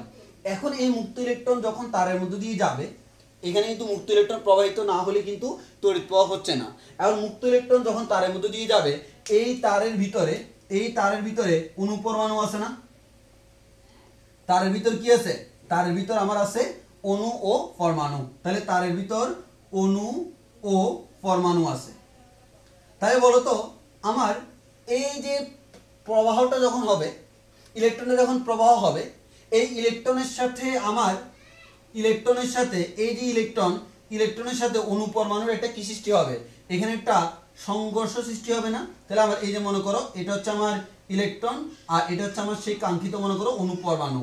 তাহলে আমার কাঙ্ক্ষিত মনে করো কোন একটা অণু পরমাণু, তারা যখন ইলেকট্রনটা যখন তার দিকে যাবে আলটিমেটলি আমাদের তখন কি হবে, তাদের মধ্যে একটা আমাদের ক্র্যাশ সৃষ্টি হবে, সংঘর্ষ সৃষ্টি হবে। এই যে ইলেকট্রন যখন যাচ্ছে তখন দেখো ইলেকট্রনের সাথে ওই পরিবাহীর যে অণু পরমাণু একটু ভালো করে খেয়াল করো, ইলেকট্রনের সাথে ওই পরিবাহীর অণু পরমাণুর একটা কি হয়, সংঘর্ষ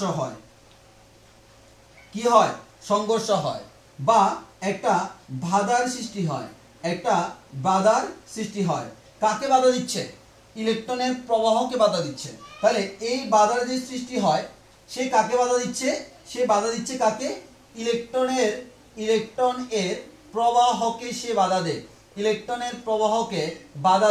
এবার বলো ইলেকট্রনের যে প্রবাহ তাকে আমরা কি বলি, তড়িৎ প্রবাহ বলি। তাহলে ইলেকট্রনের প্রবাহকে বাধা দেয় মানে কাকে বাধা দেয়, তড়িৎ প্রবাহকে বাধাগ্রস্ত করে, এর মানে তড়িৎ প্রবাহকে বাধা দেয়। আর এই যে বাধা বা এই ধর্মটা, এই বাধা দেওয়ার যে ধর্ম, এই ধর্মটাকে আমরা বলি তার রোধ, এটাকে আমরা বলি কি রোধ। তাহলে আমরা একটা জিনিস বললাম সেটা হচ্ছে মুক্ত ইলেকট্রনের যে প্রবাহ হয় তার সাথে আমাদের পরিবাহীর মধ্যে কি আছে বলতো, পরিবাহীর যে অণু পরমাণু তাদের মধ্যে একটা কি সৃষ্টি হয়, সংঘর্ষ সৃষ্টি হয়। তাহলে আমরা বলতে পারি মুক্ত ইলেকট্রনের সাথে পরিবাহীর অণু পরমাণু যেগুলো আছে তাদের মধ্যে একটা সংঘর্ষের সৃষ্টি হয়, তাদের মধ্যে একটা সংঘর্ষ বা বাধার সৃষ্টি হয়। আর এই সংঘর্ষ বা বাধাকে আমরা বলতেছি কি রোধ। তাহলে আমরা একটা জিনিস জেনে গেলাম, রোধ বলতে আমরা কি বুঝি, আমাদের হয়তো 9th 10 তোমরা অন্যভাবে পড়ছিলা, এটা হচ্ছে ফিজিক্যাল মিনিংটা কিভাবে আমার আসলে হচ্ছে। তাহলে আমরা কি বললাম, কোন একটা তার, খুবই সিম্পল ভাবে চিন্তা করো, কোন একটা তার এই তারের মধ্য দিয়ে ইলেকট্রনের প্রবাহ হয়। ইলেকট্রনের প্রবাহকে আমরা বলতেছি তড়িৎ প্রবাহ। ইলেকট্রন যখন প্রবাহিত হতে যায় সেটা কার মধ্য দিয়ে প্রবাহিত হয়? তারের মধ্য দিয়ে। তার কি দ্বারা গঠিত? অণুপরমাণু দ্বারা গঠিত। তারের অণুপরমাণুগুলোর সাথে ইলেকট্রনের কি হচ্ছে? সংঘর্ষে লিপ্ত হচ্ছে। এই সংঘর্ষ লিপ্ত হচ্ছে মানে কি? ইলেকট্রনগুলো প্রবাহে বাধাগ্রস্ত হচ্ছে। এই যে বাধা, এই বাধাটার কারণে, এই বাধাটাকে আমরা বলি তার রোধ। অর্থাৎ আমার রোধ কি করতেছে? আমাদের ইলেকট্রনের প্রবাহকে বাধাগ্রস্ত করতেছে। আর ইলেকট্রনের প্রবাহ মানে কার প্রবাহ? তড়িৎ প্রবাহ। ইলেকট্রনের প্রবাহ যত বেশি, তড়িৎ প্রবাহ তত বেশি। ইলেকট্রনের প্রবাহ যত কম, তড়িৎ প্রবাহ তত কম। তাহলে আমরা একটা কথাই বলতে পারি, রোধের কাজ হচ্ছে তড়িৎ প্রবাহকে বাধাগ্রস্ত করা। তাহলে রোধ আমার কি করে? তড়িৎ প্রবাহকে বাধাগ্রস্ত করে। তাহলে পরিবাহীর রোধ যত বেশি হবে, পরিবাহীর রোধ যত বেশি হবে, তড়িৎ প্রবাহ তত কম হবে। আর পরিবাহীর রোধ যত কম হবে, তড়িৎ প্রবাহ তত বেশি হবে, যেটা তোমরা ওহমের সূত্র থেকে পাও। কারণ ওহমের সূত্র থেকে আমরা কি জানি? ওহমের সূত্র থেকে আমরা জানি V = IR। এখান থেকে আমরা বলতে পারি I = V/R। যদি কোনো কারণে বিটা আমার কনস্ট্যান্ট হয়, মানে একটা নির্দিষ্ট পরিমাণ ভোল্টেজ, ওই একটা নির্দিষ্ট পরিমাণ ভোল্টেজে রোধ যত বাড়বে প্রবাহ তত কমবে, রোধ যত কমবে প্রবাহ তত বাড়বে।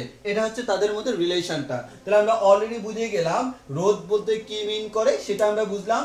তাহলে এই রোধটা এবার আমরা দেখব রোধটা কখন বাড়ে কখন কমে। তাহলে প্রথমত আমি তোমাদেরকে বুঝাই পেলাম ফিজিক্যালি আসলে রোধ বলতে কি বোঝায়। অনেকে হয়তো জানো জাস্ট রোধ কি, কিন্তু এক্স্যাক্টলি আসলে রোধের যে মেইন কেন আসলে বাধা দেয় সেটা হয়তো অনেকে জানো না। তো আমি সেই জিনিসটা একটু ইন্টারপ্রেট বা ব্যাখ্যা করার ট্রাই করলাম, কারণ এগুলো তোমাদের জানা উচিত। এগুলো না জানলে একটু সমস্যায় পড়তে হবে। মেসেঞ্জারে তো মেসেজ দিচ্ছ কিসের?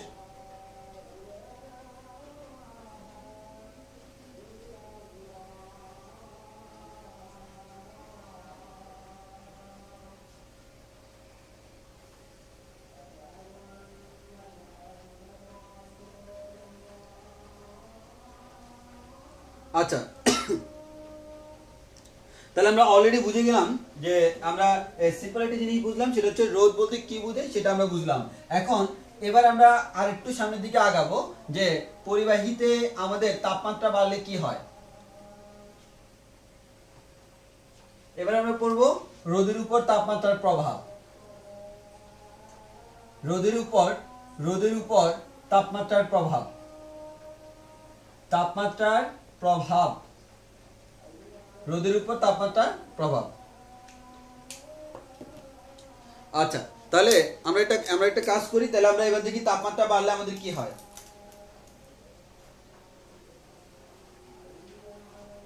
এবার আসি, এখন আমি একটা কাজ করলাম, এখন আমি চিন্তা করলাম ভাইয়া তাপমাত্রা বাড়ালে কি হবে।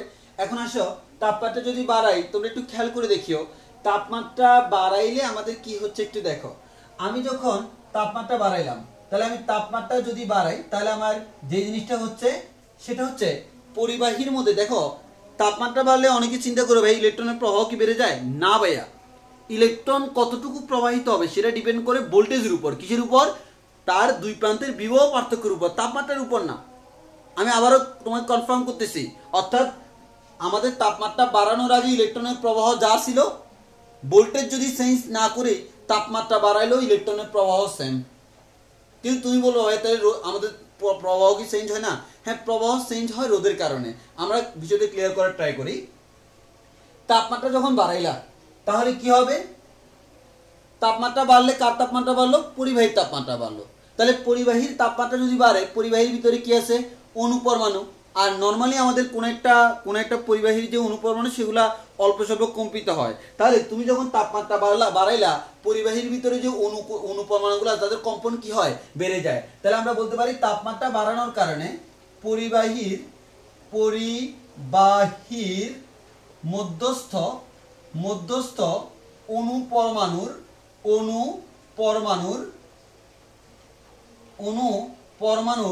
কম্পন বেড়ে যায়। অণুপরমাণুর কম্পন বেড়ে যায়। তাহলে যখন অণুপরমাণুর কম্পন কি হচ্ছে? বেড়ে যাচ্ছে। তাহলে আমরা দেখতেছি কোন একটা পরিবাহী তার তাপমাত্রা বাড়লে অণুপরমাণুগুলোর কি হয়? আমাদের অণুপরমাণুগুলোর কম্পন বেড়ে যায়। তাহলে এটা হচ্ছে তাপমাত্রা বৃদ্ধির প্রভাব। তাপমাত্রা বৃদ্ধি হলে এই কাজটা হচ্ছে। এখন তাপমাত্রার প্রভাব আর কোনো কিছু নাই, এটাই হচ্ছে তাপমাত্রার প্রভাব। কিন্তু এটা হওয়ার কারণে আমার যে আগে মুক্ত ইলেকট্রন ছিল না, আমাদের মুক্ত ইলেকট্রন তো আগের মতোই আছে, মুক্ত ইলেকট্রনের প্রবাহ, যার কারণে তড়িৎ প্রবাহ হয়। এখন হচ্ছে কি, এই মুক্ত ইলেকট্রনের প্রবাহের কারণে এই মুক্ত ইলেকট্রনের সাথে এই যে পরিবাহীর যে অণুগুলা তাদের যে সংঘর্ষ, সেই সংঘর্ষের হার কি হবে, অবশ্যই বেড়ে যাবে। ইলেকট্রন আগের মতোই আছে, কিন্তু অণু পরমাণুর আমাদের কম্পন বেড়ে যাওয়ার কারণে এই ইলেকট্রনের সাথে অণু পরমাণুগুলোর সংঘর্ষ কি হবে, বেড়ে যাবে। তাহলে আমরা এখান থেকে বলতে পারি সংঘর্ষ কি হয়, সংঘর্ষ বৃদ্ধি পায়। এই সংঘর্ষ বৃদ্ধি পায় মানে কি, সংঘর্ষ বৃদ্ধি পায় মানে হচ্ছে বাধা বৃদ্ধি পায়। কি বৃদ্ধি পায়, বাধা বৃদ্ধি পায়। আর বলতো বাধা বৃদ্ধি পায় মানে কি, বাধা বৃদ্ধি পায় মানে হচ্ছে রোধ বৃদ্ধি পায়। তাহলে আমরা একটা কথা বলতে পারি, আমরা করছি কার জন্য, পরিবাহীর জন্য। পরিবাহী কি করছি, তাপমাত্রা বাড়াইছি, তাহলে তাপমাত্রা বাড়াইলে পরিবাহী রোধ কি হয়, বাড়ে। সিমিলারলি তাপমাত্রা কমাইলে পরিবাহী রোধ কমে। তাহলে আমি এখানে একটা জিনিস দেখলাম কি, আমি এখানে লিখে রাখি, সেটা হচ্ছে তাপমাত্রা বাড়ালে পরিবাহীর রোধ বাড়ে। তাপমাত্রা বাড়াইলে পরিবাহীর রোধ বাড়ে। এবং আমাদের তাপমাত্রা কমালে পরিবাহীর রোধ কমে। তাহলে তাপমাত্রা বাড়াইলে পরিবাহীর রোধ বাড়ে, তাপমাত্রা কমাইলে পরিবাহীর রোধ কমে। আমি আবারও বলতেছি, তাপমাত্রা বাড়াইলে পরিবাহীর রোধ বাড়ে আর তাপমাত্রা কমাইলে পরিবাহীর রোধ কমে। এই জিনিসটা তোমাকে মুখস্থ রাখতে হবে। তাহলে আমরা অলরেডি জেনে গেলাম তাপমাত্রার পরিবাহীর উপর তাপমাত্রার প্রভাবটা কি। যখন আমি তাপমাত্রা বাড়াবো পরিবাহীর রোধ বেড়ে যাবে, আর তাপমাত্রা কমাইলে পরিবাহীর রোধ কমে যাবে। আর আমরা জানি যত বেশি রোধ প্রবাহ তত কম, যত কম রোধ প্রবাহ তত বেশি। তাহলে আমরা এটাও দেখে গেলাম রোধ কি বলে, রোধ কি সেটাও জানলাম, এবং তাপমাত্রার যে প্রভাব সেই প্রভাবটাও আমরা বুঝে গেলাম। এখন হচ্ছে এবার আমরা রোধের একটা সূত্র পড়বো। হ্যাঁ, রোধের সূত্রটা কি একটু ভালো করে খেয়াল করো। মানে তাপমাত্রা বৃদ্ধির সাথে সাথে এই যে আমাদের প্রবাহ কতটুকু বাড়ে, যেন আমি দেখতেছি তাপমাত্রা বাড়লে আমাদের কি হয়, রোধ বাড়ে। এমন না যে তাপমাত্রা বাড়লে রোধ বাড়ে, কিন্তু তাপমাত্রার সাথে রোধের সম্পর্ক কিন্তু ডিরেক্টলি সমানুপাতিক না। মানে তুমি ডাইরেক্ট বলে দিতে পারবে না এটা সমানুপাতিক, সরাসরি সমানুপাতিক না। তবে হ্যাঁ, একটা বাড়লে আরেকটা বাড়ে, বাট এক্স্যাক্টলি সমানুপাতিক না। এই কেমন সম্পর্ক সেটা আমরা এখন দেখবো। তাহলে একটু ভালো করে খেয়াল করে দেখি। আমরা ধরে নিলাম, আমরা প্রথমে এখানে কিছু জিনিস অ্যাজিউম করে নিলাম। সেটা হচ্ছে কি, 0 ডিগ্রি সেলসিয়াস তাপমাত্রায় আমরা এখানে যা করব সবগুলা পরিবাহীর জন্য। কার জন্য করব, পরিবাহী। তো পরিবাহী কথাটা বারবার না বলে আমি জাস্ট একবারে বলে দিলাম।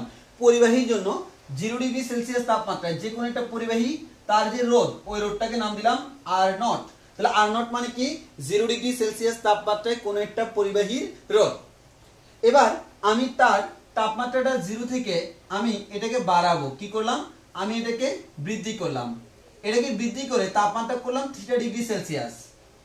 এবার এই θ ডিগ্রি সেলসিয়াস তাপমাত্রায়, এই θ ডিগ্রি সেলসিয়াস তাপমাত্রায় যে রোধ, θ ডিগ্রি সেলসিয়াস তাপমাত্রায় যে রোধ, ওই রোধটাকে আমি নাম দিলাম R θ।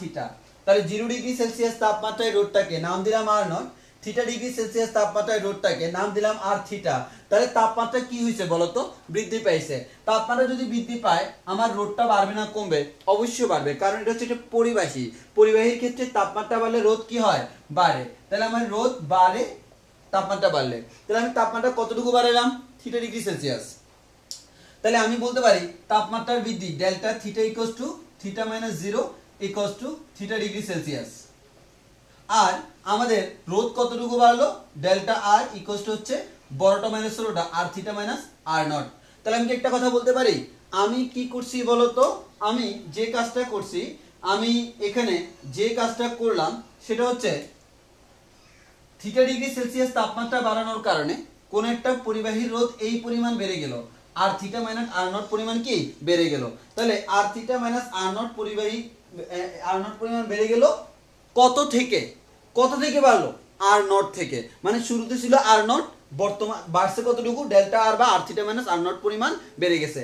তাহলে 0 ডিগ্রি সেলসিয়াস তাপমাত্রায় যার রোধ R0, তার রোধ θ ডিগ্রি সেলসিয়াস তাপমাত্রা বাড়ানোর কারণে আর থিটা মাইনাস আর নট পরিমাণ কি হলো, বেড়ে গেল। এখন আমরা যে কাজটা করব সেই কাজটা একটু ভালো করে খেয়াল করে দেখো। তাহলে আমি লিখলাম আর নট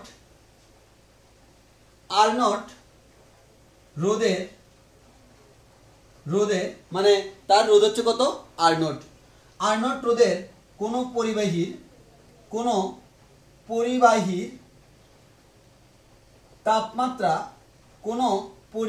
তাপমাত্রা থিটা ডিগ্রি সেলসিয়াস বাড়ালে তার রোধ বাড়ে কতটুকু, তার রোধ বাড়ে সমান আর থিটা মাইনাস এক কথা বলতে পারি ডেল্টা আর পরিমাণ, বা আমরা বলতে পারি R theta minus R not পরিমাণ। এই লাইনটাকে আমি একটু সংক্ষেপে লিখি এখানে, হ্যাঁ মানে এখানে পুরো লাইনটা লিখলাম, আমি একসাথে লিখি। আর নট রোধযুক্ত কোন একটি পরিবাহীর তাপমাত্রা থিটা ডিগ্রি সেলসিয়াস বাড়ালে ওই পরিবাহীর রোধ বাড়ে সমান আর থিটা মাইনাস আর নট। আমার লেখার সুবিধাটা আমি আগে পুরো লিখেছি, ডট ডট দিলাম, মানে এই লাইনটা এখানে হবে আর কি। তাহলে আর নট রোধযুক্ত কোন একটি পরিবাহীর তাপমাত্রা থিটা ডিগ্রি সেলসিয়াস বাড়ালে তার রোধ বাড়ে আর থিটা মাইনাস আর নট পরিমাণ। তাহলে এক একক রোধযুক্ত মানে কোন একটা পরিবাহীর রোধ যদি 1 একক হয়, 1 একক রোধযুক্ত কোন একটি পরিবাহীর তাপমাত্রা 1 একক বাড়ালে বা 1 ডিগ্রি সেলসিয়াস বাড়ালে, যদি 1 একক বাড়াই তাহলে তার রোধ কতটুকু বাড়ে বলতো, R theta minus R naught divided by R naught theta.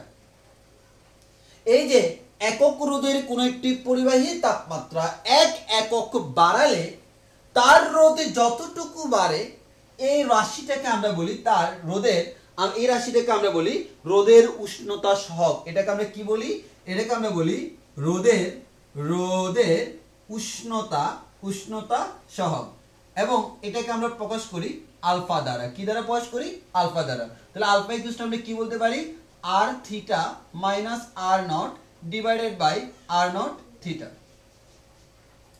এখন যদি আমি এটাকে বজ্রগুণন করি তাহলে কি হচ্ছে দেখো, এখানে তাহলে আমার এরকম হবে R theta minus R naught equal to হচ্ছে আলফা আর নট থিটা। আমি মনে করো এই আর থিটা মানে কি, থিটা ডিগ্রি সেলসিয়াস তাপমাত্রায় রোধ, তাহলে থিটা ডিগ্রি সেলসিয়াস তাপমাত্রায় রোধ R theta equal to R নটটা ডানে গেলে প্লাস আর নট হয়ে যাবে, plus alpha into R naught theta. এখান থেকে আর নট কমন যায়, তাহলে লিখতে পারি আর থিটা ইকুয়াল টু হচ্ছে R naught into 1 plus alpha theta. তাহলে এখানে দুইটা ফর্মুলা পাইলাম, আলটিমেটলি সেম ফর্মুলাই, তবে আমরা দুইভাবে পড়বো। সেটা হচ্ছে, এটা হচ্ছে রোধের উষ্ণতা সহগের ফর্মুলা। এটা কিসের ফর্মুলা, রোধের উষ্ণতা সহগ আলফা এর ফর্মুলা। আর এটা হচ্ছে আমাদের রোধের থিটা ডিগ্রি সেলসিয়াস তাপমাত্রায় রোধ বের করার ফর্মুলা। এখন তুমি একটু খেয়াল করে দেখো, এখানে যেহেতু আর নট মানে হচ্ছে 0 ডিগ্রি সেলসিয়াস তাপমাত্রায় রোধ, থিটা মানে হচ্ছে আর থিটা মানে থিটা ডিগ্রি সেলসিয়াস তাপমাত্রায় রোধ, এটা হচ্ছে সেই থিটা ডিগ্রি সেলসিয়াস তাপমাত্রা, আলফা হচ্ছে রোধের উষ্ণতা সহগ, আলফা হচ্ছে কি রোধের উষ্ণতা সহগ। এবার আসি আলফা এর এককটা, আসি এই আলফা এর একক। তাহলে আলফা এটার যে একক, এই এককটা আমরা দেখি কি হয়। একক সমান হবে উপরে আর থিটা মাইনাস আর নট, তাহলে রোধ এত মাইনাস রোধ এত, এত মাইনাস এত, আলটিমেটলি একক কি হবে, ওহম।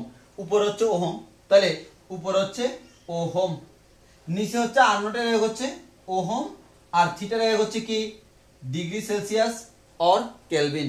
তাহলে আমরা বলতে পারি ওহম ওহম চলে যাবে, এটা হচ্ছে পার ডিগ্রি সেলসিয়াস।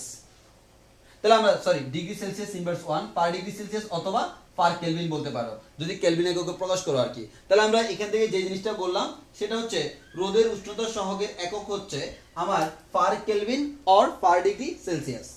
এবার আসো, এই যে আমার আলফা, এই আলফাটার মান ধনাত্মক হইতে পারে, ঋণাত্মক হইতে পারে। আলফা এর মান যদি আমার এরকম হয়, কোন একটা যদি তুমি পরিবাহী যদি নাও, আর আরেকটা যদি তুমি অর্ধ পরিবাহী নাও, অর্ধ পরিবাহী, আমরা জানি 3 ধরনের ম্যাটেরিয়ালস আছে, পরিবাহী, অর্ধ পরিবাহী, অপরিবাহী। পরিবাহী মানে হচ্ছে খুব ভালোভাবে তড়িৎ পরিবাহিত হইতে পারে, অপরিবাহী মানে তড়িৎ প্রবাহিত হয় না। আর অর্ধ পরিবাহী মানে কি, তার পরিবাহিতা পরিবাহীর তুলনায় বেশি, অর্ধক অপরিবাহীর তুলনায় কম, যেটাকে আমরা বলি সেমিকন্ডাক্টর ম্যাটেরিয়ালস। হ্যাঁ, যেমন সিলিকন, জার্মেনিয়াম, এগুলো হচ্ছে আমার অর্ধ পরিবাহী। তাহলে এই যে পরিবাহী, এই পরিবাহীর ক্ষেত্রে আলফা অলওয়েজ পজিটিভ, আর অর্ধ পরিবাহীর ক্ষেত্রে আলফা অলওয়েজ কি নেগেটিভ। তাহলে আলফার মান পজিটিভ মানে হচ্ছে সেটা পরিবাহী, আলফার মান পজিটিভ মানে সেটা কি পরিবাহী, আলফার মান নেগেটিভ মানে কি সেটা অর্ধ পরিবাহী। এখন আসো এই আলফার মান পরিবাহীর ক্ষেত্রে কেমন পজিটিভ, তাহলে আলফার মান পরিবাহীর ক্ষেত্রে যেহেতু পজিটিভ, তাহলে এবার দেখো আলফা একটা ধনাত্মক রাশি, এবার থিটার মান তুমি যতই বাড়াবা আর থিটার মান তত বাড়বে। ওই কারণে বলি পরিবাহীর ক্ষেত্রে তাপমাত্রা বাড়লে রোধ বাড়ে। এবার আসো অর্ধ পরিবাহী, অর্ধ পরিবাহীর ক্ষেত্রে আলফা কেমন ঋণাত্মক, আলফা যেহেতু ঋণাত্মক তাহলে আলটিমেটলি এবার থিটা বাড়াইলে আর কি হবে কমে যাবে। তাহলে আমরা একটা কথা বলতে পারি তাপমাত্রা বাড়লে পরিবাহীর রোধ বাড়ে, কিন্তু অর্ধ পরিবাহীর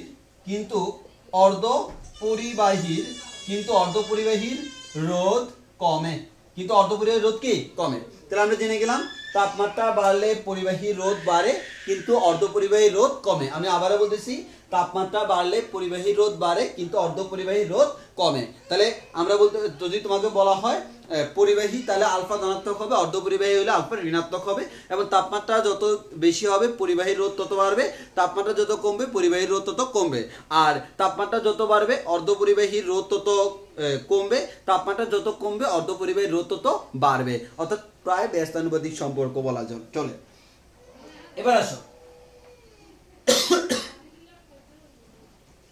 এবার আসি আমাদের, যখন এখানে আবার একটা কথা বলা যায় সেটা হচ্ছে যখন তাপমাত্রা অনেক কম, যেটাকে আমরা বলি অত্যন্ত নিম্ন তাপমাত্রা। এখন বলো তাপমাত্রা কমলে পরিবাহীর রোধ কি হয় কমে। তাহলে তাপমাত্রা যখন অত্যন্ত নিম্ন, কিছু কিছু পরিবাহী আছে যাদের রোধ কি হয়ে যায় শূন্য হয়ে যায়। মানে তাপমাত্রা অনেক বেশি কম হলে কিছু, অর্থাৎ নর্মালি তো আমার তাপমাত্রার সাথে আমাদের পরিবাহীর যে আমরা বলি তাপমাত্রা বাড়লে রোধ বাড়ে, তাপমাত্রা কমলে রোধ কমে, এটা কিন্তু খুবই অল্প হারে, অনেক বেশি না কিন্তু অল্প করে বাড়ে অল্প করে কমে। তুমি দেখবা আলফা এর মানটা অত্যন্ত ক্ষুদ্র 0.00000 সামথিং। তাহলে আমাদের 10⁻⁴, 10⁻³ হোয়াটএভার। এখন অত্যন্ত নিম্ন তাপমাত্রায়ও আলটিমেটলি পরিবাহীগুলো এটা রোধ থাকে, কিন্তু কিছু কিছু পরিবাহী আছে যখন তাপমাত্রা অনেক কম হয়ে যায় তখন তাদের রোধটা কোথায় নেমে আসে, জিরোতে নেমে আসে। এদেরকে আমরা বলি অতি পরিবাহী বা সুপার কন্ডাক্টর। এদেরকে আমরা কি বলি অতি পরিবাহী বা সুপার কন্ডাক্টর। এদেরকে আমরা বলি অতি পরিবাহী বা ইংলিশে বলা হয় সুপার কন্ডাক্টর। আর এটা তো জানো আমাদের পরিবাহীকে আমরা বলি কন্ডাক্টর। অনেক সময় পরীক্ষায় তোমাদের পরিবাহী না বলে কন্ডাক্টরও বলতে পারে। হ্যাঁ, তাহলে কন্ডাক্টর মানে হচ্ছে পরিবাহী আর আমাদের সুপার কন্ডাক্টর মানে হচ্ছে অতি পরিবাহী। তো দুইটাই আমার সেম, তবে আমাদের পরিবাহীগুলোর মধ্যে তাপমাত্রা একেবারে কম হইলেও রোধ কখনো শূন্যে নেমে আসে না, অল্প মানে রোধ থাকে। আর অতি পরিবাহী যারা অতিরিক্ত কম তাপমাত্রায় তারা কি হয়ে যায় রোধ শূন্য হয়ে যায়, তাদের মধ্যে কোনো রোধ থাকে না, এরা হচ্ছে কি অতি পরিবাহী। তাহলে অলরেডি আশা করি বুঝতে পারছি আমরা যে এই জিনিসটা কি। তাহলে আমাদের রোধের কনসেপ্ট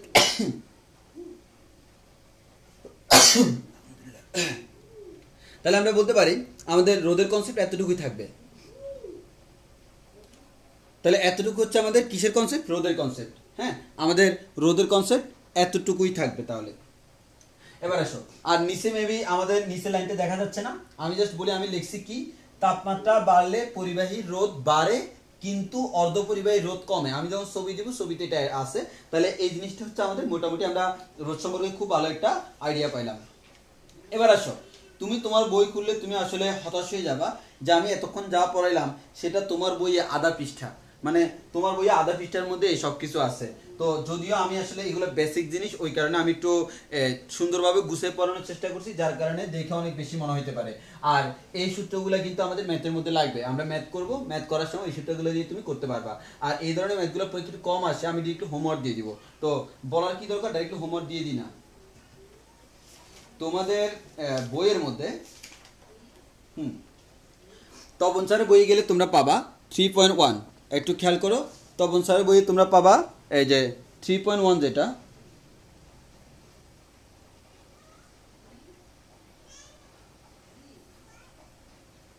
আচ্ছা তপন স্যারের বই তুমি পাবা এই যে 3.1, এটা হচ্ছে আমার এই সূত্র দিয়ে একটা ম্যাথ। 3.1টা তোমরা করে ফেলবা, আর 3.2টা তোমরা করে ফেলবা। অর্থাৎ 3.1 এবং 2 এই দুইটা তোমাদের হোমওয়ার্ক থাকবে। এই দুইটা হোমওয়ার্ক তোমরা করে ফেলবা তপন স্যারের বই থেকে। তাহলে আমাদের রোধ থাকবে এতটুকু পর্যন্ত। এবার আমরা পড়বো জুলের সূত্র। আর আমি তার আগে একটা কথা বলে রাখি, সোমবার তোমাদের ক্লাস বন্ধ থাকবে, সোমবারে কোনো ক্লাস হবে না। সোমবার নাকি মনসা পূজা আছে, যার কারণে সেই উপলক্ষে ক্লাস অফ থাকবে। তো আজকে আমরা ওই জন্য একটু হালকা এক্সট্রা পড়াবো।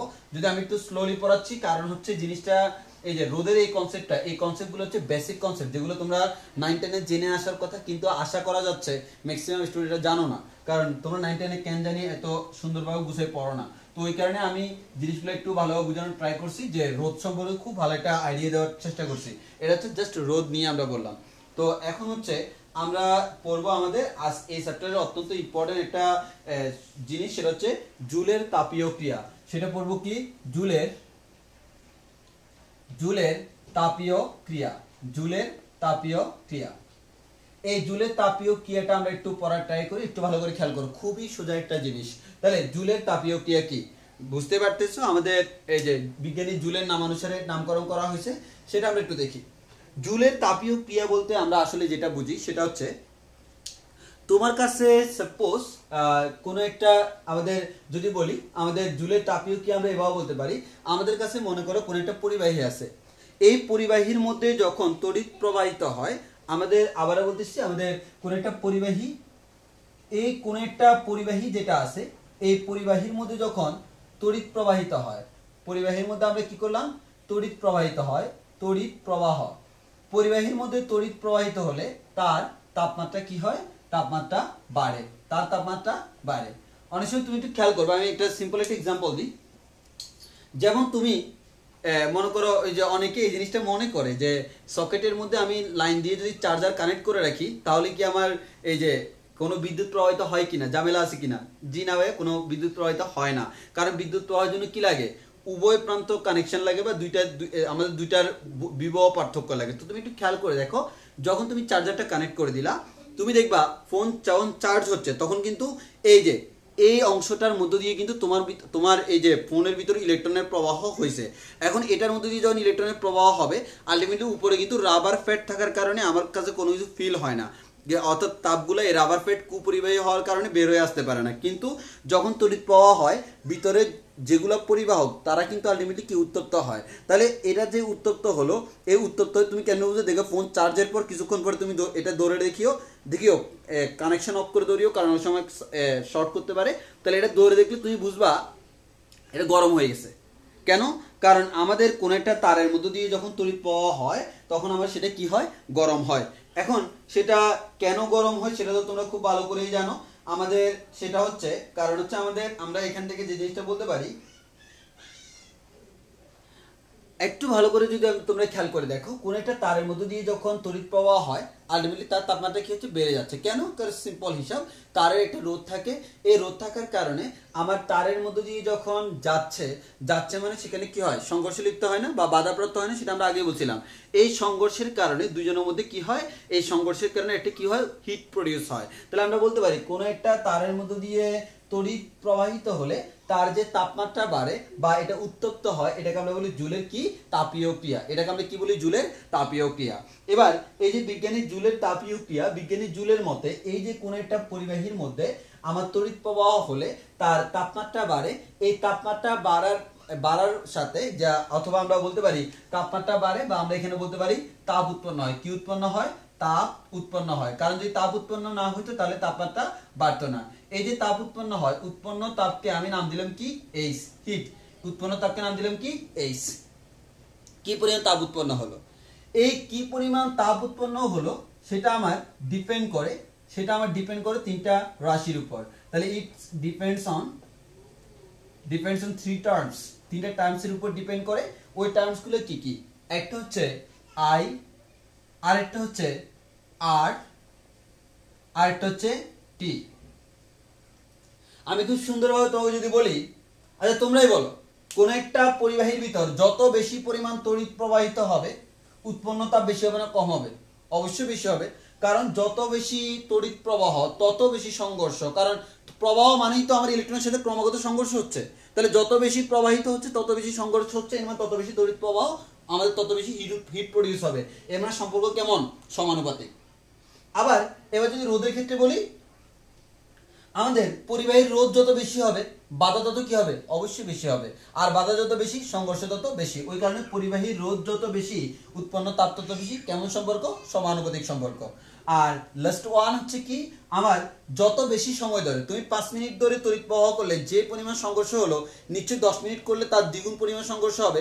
এর মানে সময় যত বেশি উৎপন্ন তাপের পরিমাণ তত বেশি। তুমি ফোনে 10 মিনিট চার্জ দিলে যে পরিমাণ হিট প্রডিউস হবে 20 মিনিট দিলে কিন্তু তার থেকে বেশি প্রডিউস হবে। কেন? কারণ বেশি পরিমাণ সংঘর্ষ হয়েছে। তাহলে আমরা বলতে পারি এইচ এর সাথে এই তিনটা ডিরেক্টলি কেমন সম্পর্ক? সমানুপাতিক সম্পর্ক। তবে আমার সমানুপাতিকের মধ্যে কথা আছে, এর সাথে বি এর সমানুপাতিক সম্পর্ক। এটা বর্গের সমানুপাতিক হতে পারে, ঘনের সমানুপাতিক হতে পারে, চতুর্থ মূলের সমানুপাতিক হতে পারে, হোয়াট এভার। এগুলো আমার পরীক্ষা নিরীক্ষার মাধ্যমে প্রমাণ করতে হয়। তো আমার বিজ্ঞানী জুলও তার ব্যতিক্রম নয়, উনি পরীক্ষা নিরীক্ষার মাধ্যমে আমাদেরকে এটা প্রমাণ করে দিছে। বিজ্ঞানী জুলের মতে আমাদের তাপমাত্রার সাথে সম্পর্কটা কেমন, এইচ আর এর সাথে সম্পর্ক কেমন, টি এর সাথে সম্পর্ক কেমন। এভাবে বলছে যে এখানে আই এর সাথে সম্পর্ক এমন, H is proportional to I square. এর মানে বর্গের সমানুপাতিক সম্পর্ক, আই বাড়লে এইচ বাড়ে। আর এর সাথে সম্পর্ক ডিরেক্টলি সমানুপাতিক, এইচ ইজ প্রপোর্শনাল টু আর, এবং টি এর সাথে সম্পর্ক ডিরেক্টলি সমানুপাতিক, এইচ ইজ প্রপোর্শনাল টু টি। আর বুঝতে পারতেছো, আই যখন আমাদের আই এর সাথে যখন রিলেশন করো বাকিগুলো কনস্ট্যান্ট, আর এর সাথে রিলেশন করলে বাকিগুলো কনস্ট্যান্ট, টি এর সাথে রিলেশন করলে বাকিগুলো কনস্ট্যান্ট। এই যে তিনটা সম্পর্ক, এই তিনটা সম্পর্ক দিয়ে উনি তিনটা সূত্র দিছে। আমরা এই তিনটা সূত্রকে, এটাকে বলি তড়িৎ প্রবাহের সূত্র, এটাকে বলি রোধের সূত্র, এটাকে বলি সময়ের সূত্র। তো আমরা জুলের এই তিনটা সূত্র এখন পড়বো। অলরেডি পড়ে ফেলছি, জাস্ট আমরা একটু দেখাবো তোমাদেরকে করে। তাহলে আমরা জুলের তিনটা সূত্র পড়বো, যে আমাদের প্রথম সূত্র, দ্বিতীয় সূত্র, তৃতীয় সূত্র। তাহলে আমরা এই তিনটা সূত্র এখানে পড়ে দেখি, একটু ভালো করে খেয়াল করো।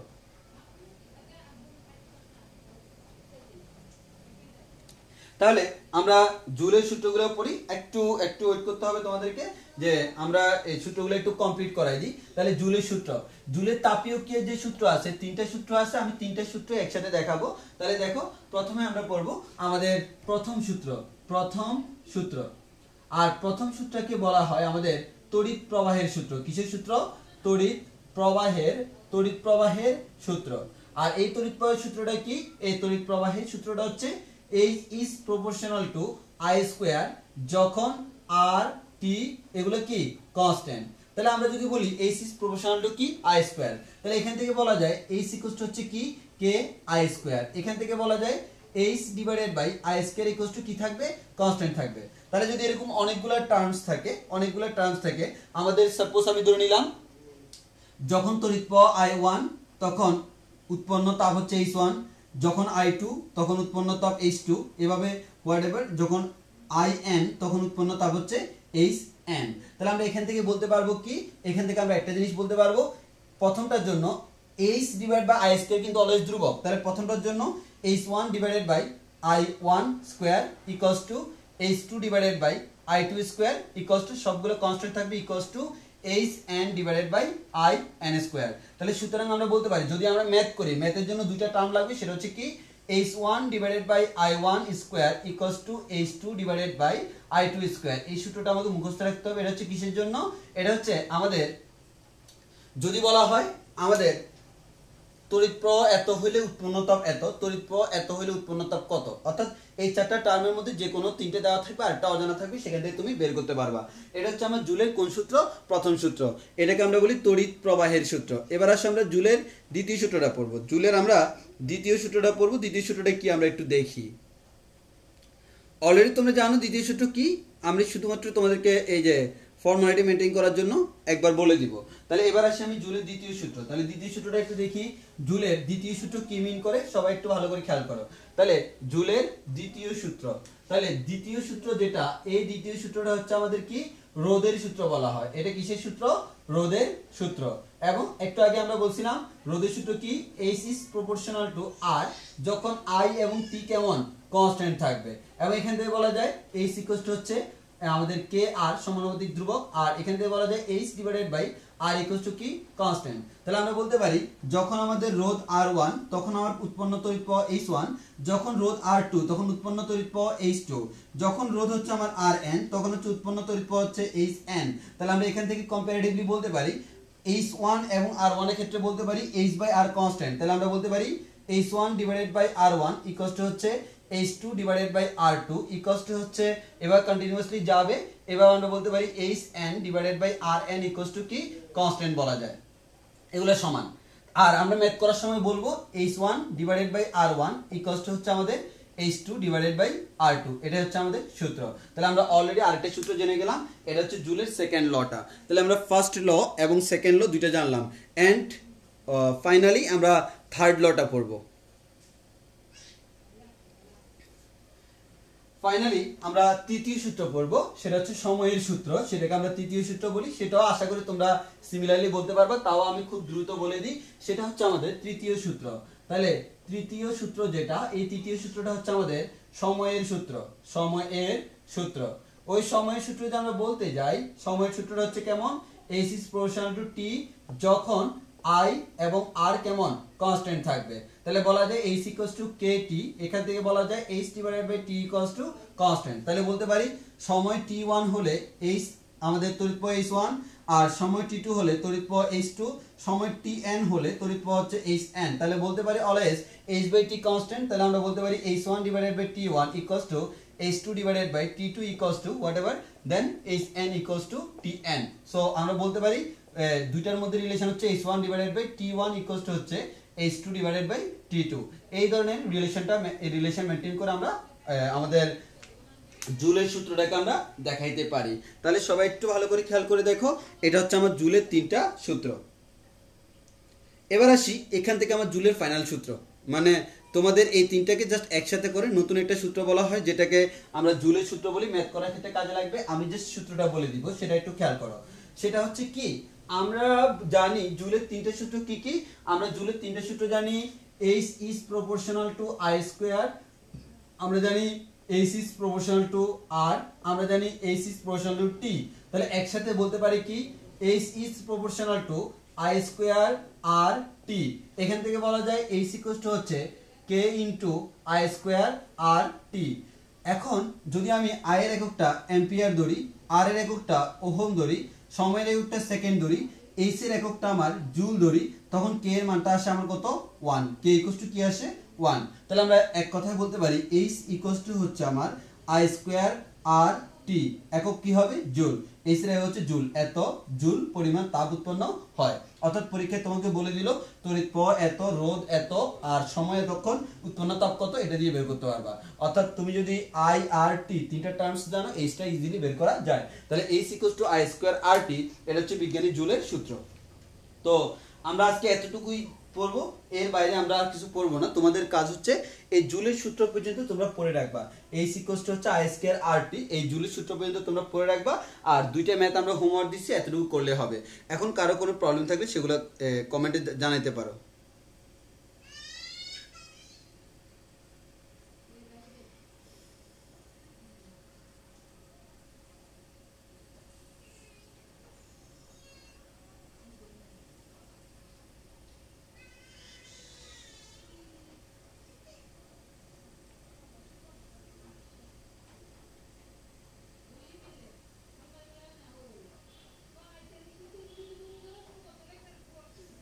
আচ্ছা, তাহলে আমাদের আজকের ক্লাস এতটুকু পর্যন্ত থাকুক। আমাদের সোমবারে ক্লাস অফ থাকবে, আর 9টা থেকে আমরা ম্যাথ ক্লাস নিব। 9টা থেকে আমাদের ম্যাথ ক্লাস। তো আজকে এতটুকুই। ধন্যবাদ সবাইকে। আল্লাহ হাফিজ।